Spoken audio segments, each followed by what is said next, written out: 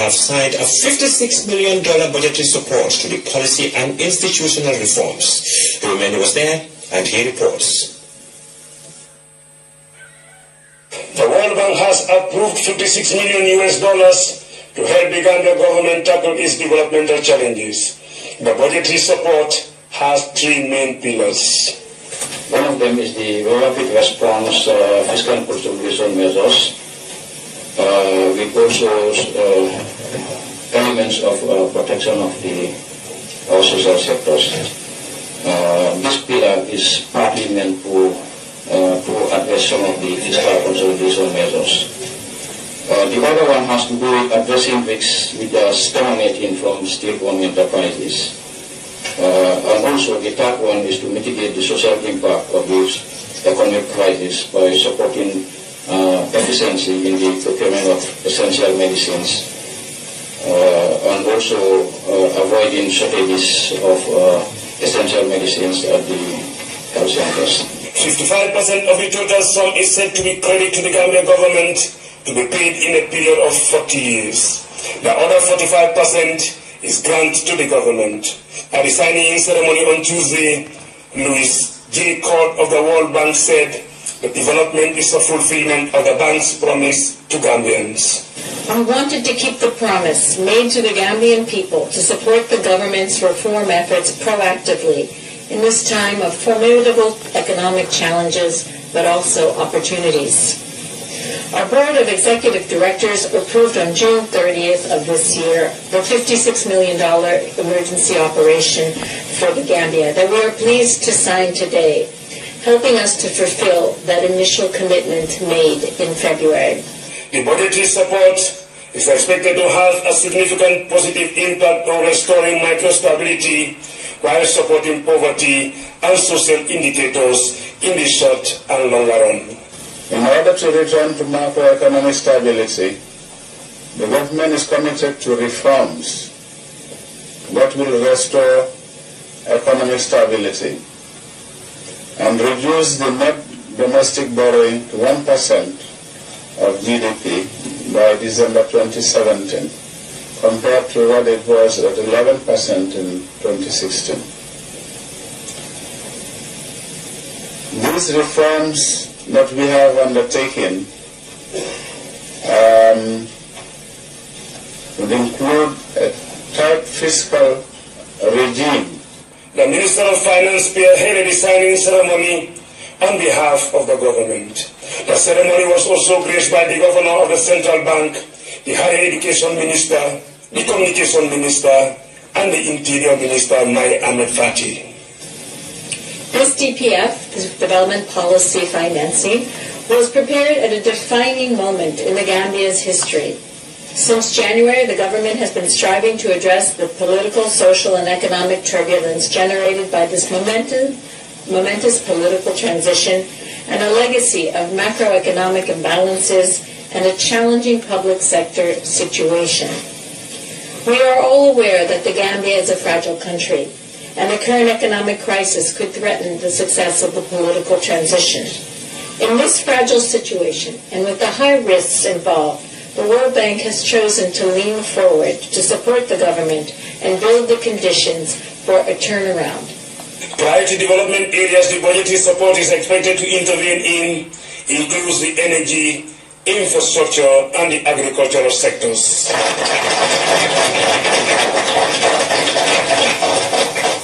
Louis Mendy, GRTS. GRTS Radio has bagged the Best Radio Station Award in FGM coverage.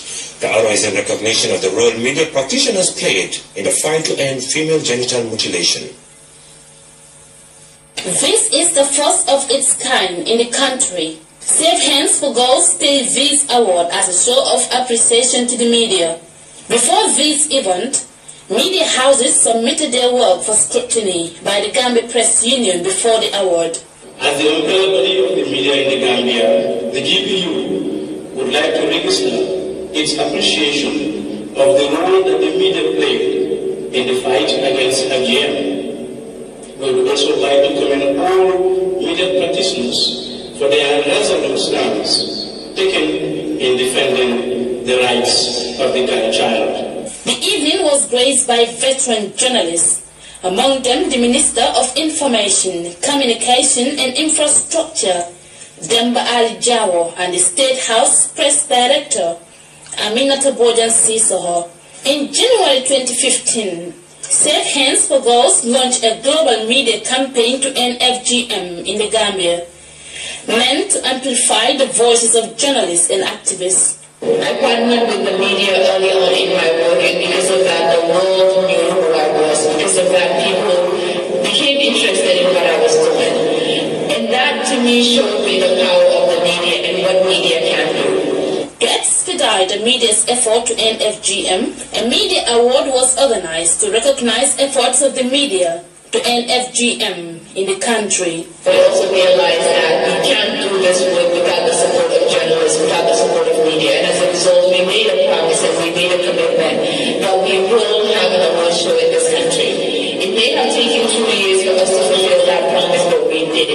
Even though we know that FGM has been done in the Gambia, but our struggle is not over and the challenges continue. Sisi Sawane of Radio Gambia was awarded the Best Radio Personality. Sadio Kamara of Foroya newspaper bagged overall Best Media Personality, whilst Momodu A.H.Ba clinched the Best Rural Radio Personality. Community radios such as Paradise FM in Basse was awarded the Best Community Radio. GRTS Radio in Mile 7 was awarded the Best Radio Station. The evening witnessed entertainment by one of the Gambia's finest artists, Barham Cham, and a dinner.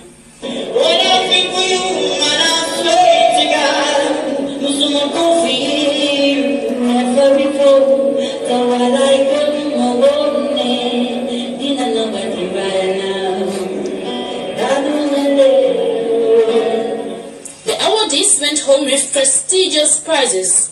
Meanwhile, the organizers are hopeful that all media houses will continue to contribute to the mission to ending FGM.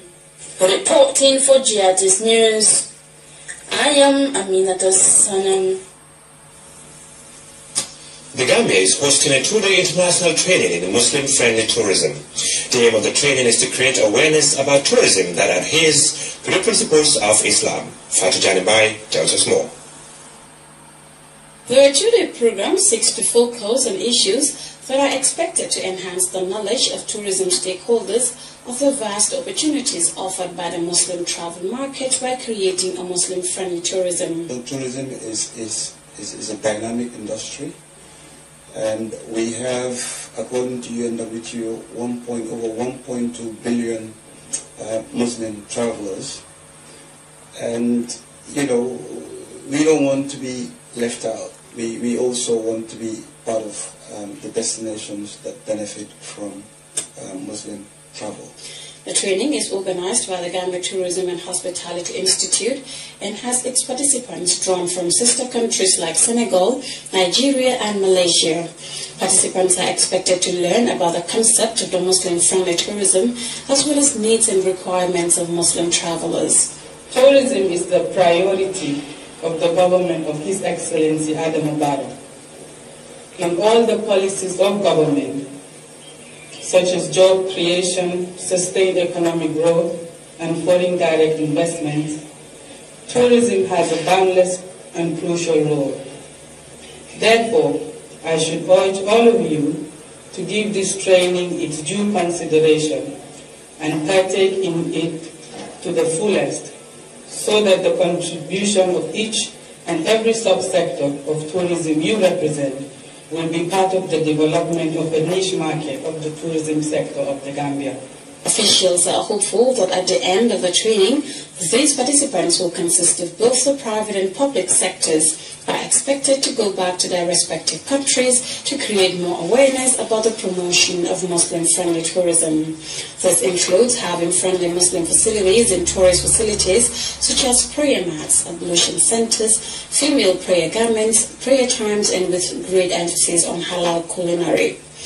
Halal food. Okay? The so-called five prayer time. Okay? And sometimes you go to the airport, right? you have all these clock, right? Let's say 5 o'clock, right? One is London time, New York City, Banjul time, right?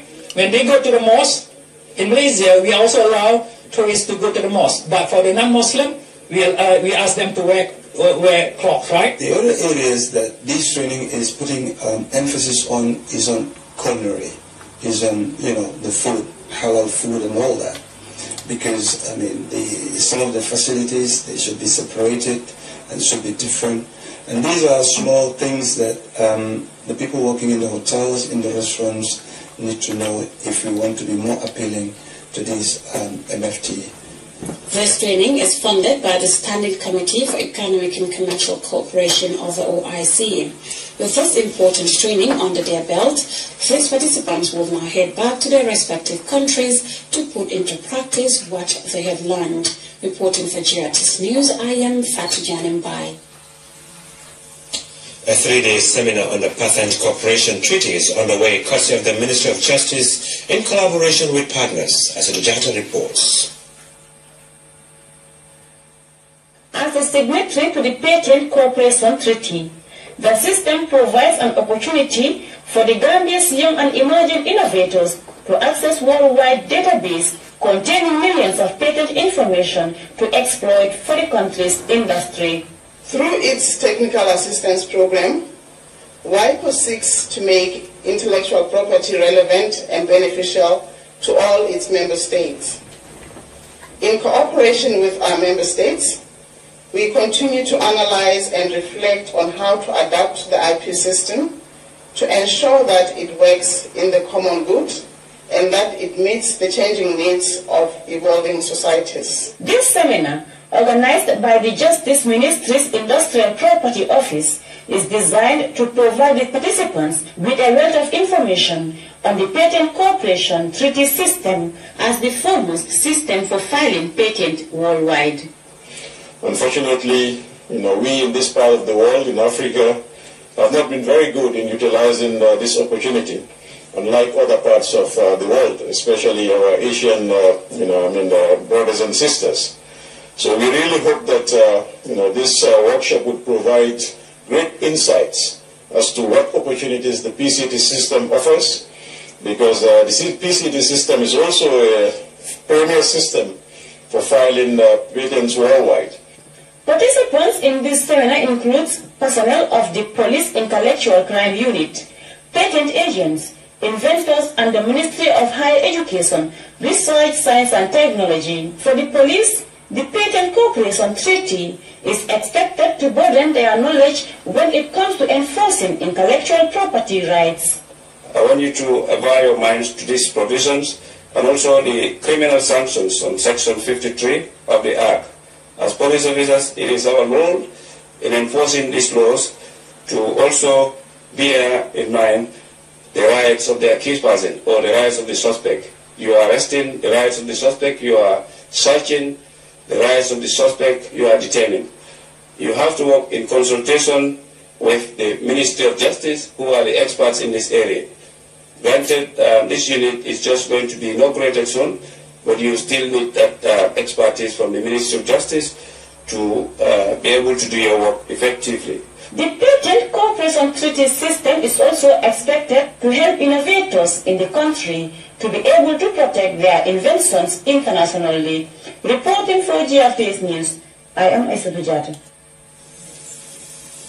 The African Network Operators Group has begun a week-long training for over a dozen young women in the Senegambia region. The training, as Educator reports, is meant to arm participants with the requisite knowledge on ICT and related fields. It is the start of a 5-day training for women engineers in the Senegambia region. This is the 9th such event organized by AFCHICS, a women-focused African initiative under the African Network Operators Group. A few, stakeholders realized that Africa is lacking in the ICT, and people had to travel to Europe and Americas, for training. And then they decided to form this group. And then thereafter, every year we have lots of instructors from all over the world who take their leave time and then come and then build and then run a 2-week event in Africa. We go to a different African country every year. The program seeks, amongst other things, to train these young women with a view to addressing the capacity needs of female ICT engineers across the sub-region. The training on Unix Networking Basic is an entry-level course that will contribute towards building participants' professional career as women in engineering. Participants will further acquire the requisite knowledge, skills, techniques, and procedures required to successfully configure and administer a DNS server. We are committed as a chapter to providing such environment that will develop women, their career in ICT in general, more specifically in networking. Outlining the significant role of network engineering, the Deputy Permanent Secretary of the Ministry of Information outlined the policies already formulated by government in promoting women in ICT in the country. The government of the Gambia is very much aware of the role ICT plays in the economic development of the country. Therefore, the government, through MOEC, has over the years spent significant resources in making sure that the ICT landscape of our beloved country is strengthened, especially by addressing the infrastructure. The submarine cable was established to address the bandwidth and capacity needs, and through GAMTEL ECO1 project, the national fiber backbone was established, while plans are at an advanced stage for the establishment of a national broadband network to address the last mile connectivity issues. This week-long intensive training for these young people will particularly focus on configuration and administering of the DNS server as well as content development. For GRTS News, I am Aissatou Keita. The Gambia Armed Forces, in collaboration with the Navy and the police, have conducted a cleansing exercise along the Denton Bridge. Sulu Kamara has more in this report.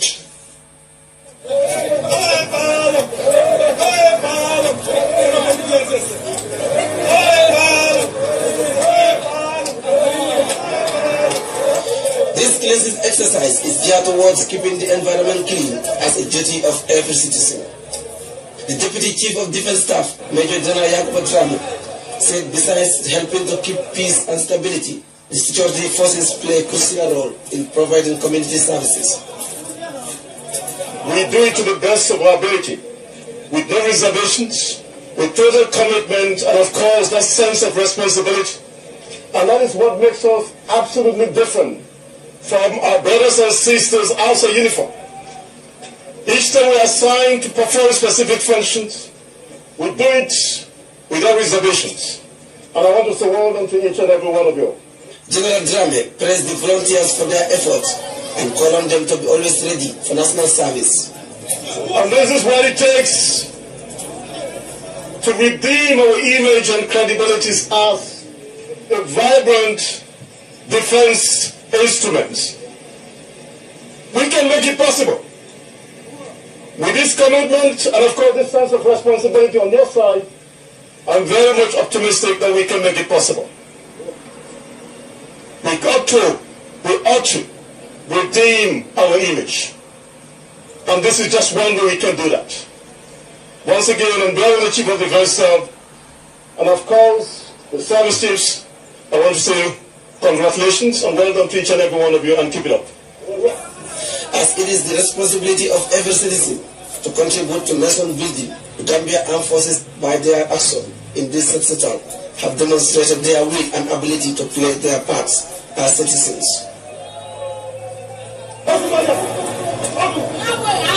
Sulu Kamara, GRTS News. Well, time now for our first break. Coming up next is Sports News.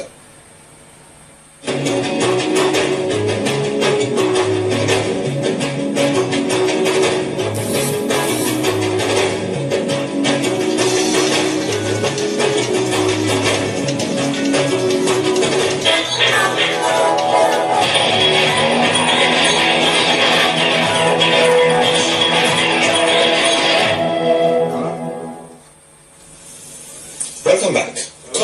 United were crowned winners of the Lamin Nawetan League Cup after beating Universal Football Academy 2-1. But Lamin Sane has the rest of that story.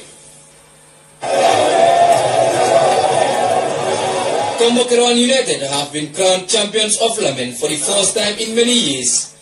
after they defeated Universal Football Academic in the League Cup final. Sunday's final is seen as a record-breaking achievement for Kombo Kerewan. They won 2-1 to deny Universal from securing a double. Idrissa Diatta's spectacular free kick gave Kombo Kerewan the lead 2 minutes into the second half before Haruna Kebe extended in the hour mark.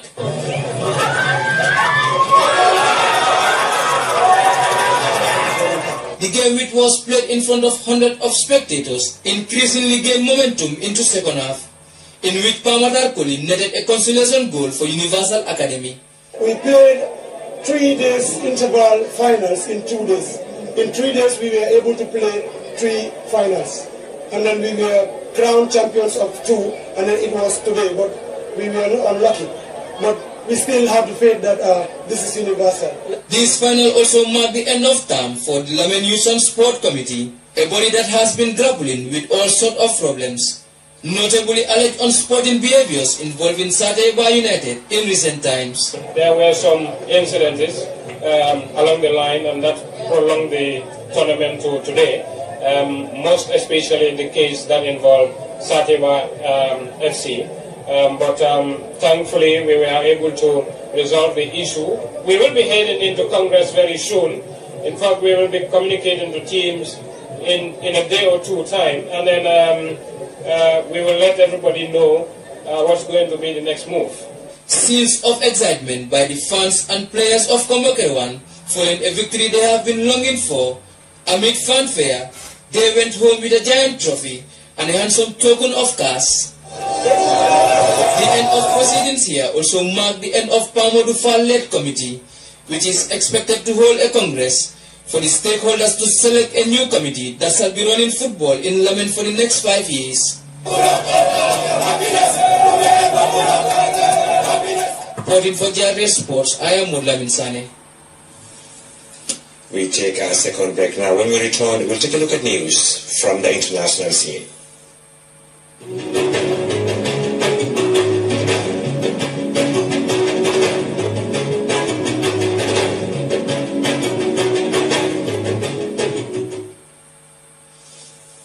Welcome back. In Senegal, hundreds of supporters line up the streets of Dakar to welcome former President Abdoulaye Wade. Here is more.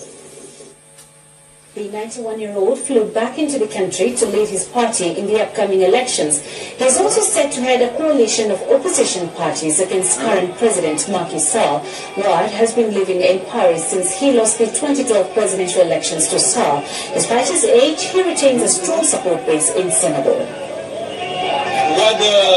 People wanted to see Mr. Wade again, and that's why thousands of people came to greet him. We are reassured to see him campaign by our side. In DRC, the opposition parties have accused the electoral body of declaring war on the Congolese people. On Sunday, the head of the Electoral Commission announced that voting may not be possible this year due to financial challenges. Here is more in the CGTN report. The political standoff in the Democratic Republic of Congo continues to take new twists and turns. On Sunday, the country's electoral body announced its unlikely polls will take place before the end of the year, violating a deal that's allowed President Joseph Kabila to stay on past the end of his mandate. Opposition party La Rassemblement is furious, accusing the Electoral Commission of colluding with Kabila's government.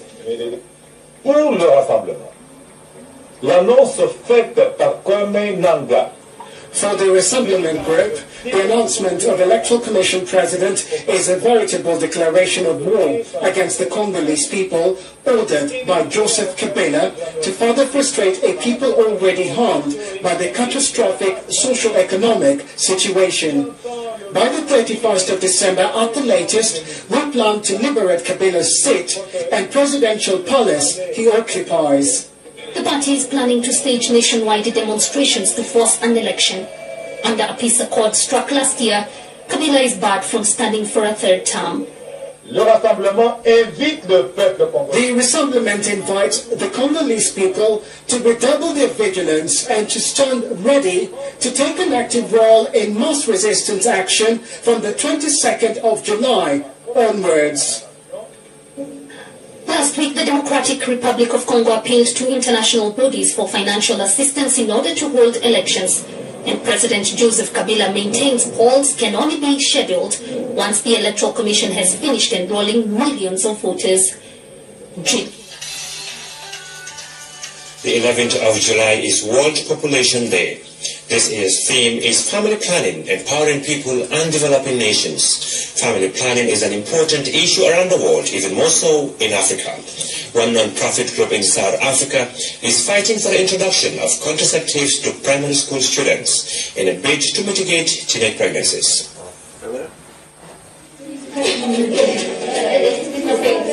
More than 190 pupils in grades 3, 4 and 5 across South Africa fell pregnant between 2014 and 2016. Including high school pupils, more than 15,000 girls fell pregnant in 2015 alone. There has been little progress in preventing adolescent pregnancies in South Africa, and it has become a major social challenge not only for the education sector, but for national development. One subpopulation that remains a very big concern are teenage girls. About a quarter of young women have been pregnant before they reach their 20th birthday, and that stubbornly sort of stays. It's prompted the government to consider making contraceptives available to primary school children. What the discussion is really about is about comprehensive sexuality education to young people during their school years. Now, it's not about encouraging sex. What's actually very interesting if one looks worldwide is that the countries with the best sexuality education programs in schools are also the countries with the lowest levels of pregnancies amongst teenage girls. Knowledge is empowering, and it does assist a young person to, at least sort of reach adulthood without also being a mother and without having contracted HIV or other sexually transmitted diseases. South African schools already offer sex education classes, but many teenagers are still having unprotected sex. In Shoshongove, outside Pretoria, a non-profit organization has launched 2 programs to reduce teen pregnancies and the spread of sexually transmitted diseases. They're starting by educating men and boys. What are we raising? What boys are we raising? What men?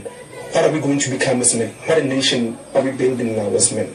So that's why I came here. Let's bring and mature the men that will properly raise a family. This is an Aka Social Men's Forum where they teach a man how to conduct himself in a family, how to conduct himself in a community, actually in South Africa as a whole. Since I came here, they groomed me, they gave me a lot of information which enhanced my mind. The Aka Social Men's Forum also welcomes the introduction of free contraception at schools. I believe that young girls are exposed to sexual activities at a very young age. So it's never too early to start contraceptives. I think it should start actually in primary school. We've seen stories that 12-year-old girls are pregnant, 10-year-old girls are pregnant. So why not teach them already, because they already have the idea and they're already doing it. Issues of poverty, poor education, and a lack of knowledge about contraceptive options are challenges in South Africa. And this association is determined to be part of a revolution that could change the lives of generations to come. Judy Shara, CGTN, Shoshongove. And before we take leave of you, a recap of the day's main stories. Government of the Gambia and the World Bank have signed a multi-million-dollar agreement. GRTS Radio has won the Best Radio Station Award in recognition of its role in the fight to end female genital mutilation. The Electoral Commission in DRC has said that financial challenges mean a presidential election might not take place this year. And a non-profit organization in South Africa is pushing for the introduction of contraceptives in primary schools. That was all in this edition of the news. Thanks for the pleasure of your company. From myself and the rest of the team, thank you very much, and have a very beautiful evening. Bye-bye.